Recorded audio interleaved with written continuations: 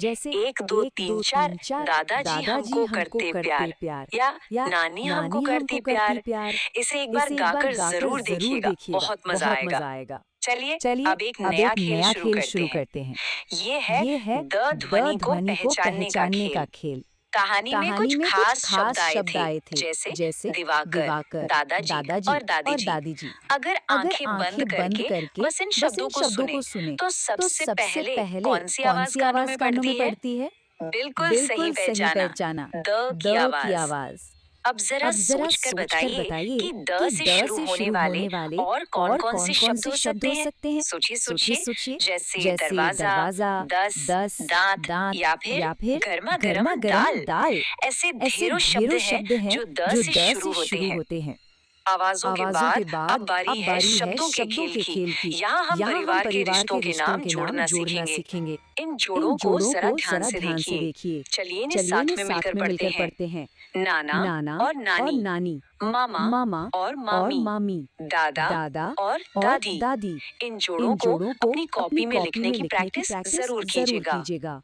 अब जरा इस खूबसूरत सी रंगोली वाली तस्वीर को देखिए। द की आवाज तो हमने पहचान ली, लेकिन कहानी में म और न की आवाजें भी थीं।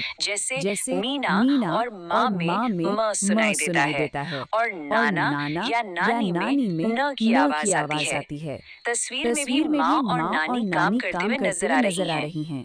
और अब आज के इस शानदार सेशन का सबसे आखिरी और सबसे मजेदार हिस्सा यानी कि एक प्यारा सा बाल गीत। चलिए इस बाल गीत को पूरी एनर्जी और ताल के साथ गाते हैं। चंदा मामा दूर के, पुए पकाएं बूर के, आप खाएं थाली में, मुन्ने को दे प्याली में। कितनी प्यारी लाइनें है ना ये। और इसके आगे क्या होता है? प्याली गई टूट, मुन्ना गया रूठ, लाएंगे नई प्यालियां बजा बजा के तालियां, मुन्ने को मनाएंगे हम दूध मलाई खाएंगे। चलिए आप लोग भी जोर जोर से तालियां बजाइए। तो आखिरकार हमने आज इस कहानी और इन मजेदार एक्टिविटीज से बहुत कुछ नया सीखा।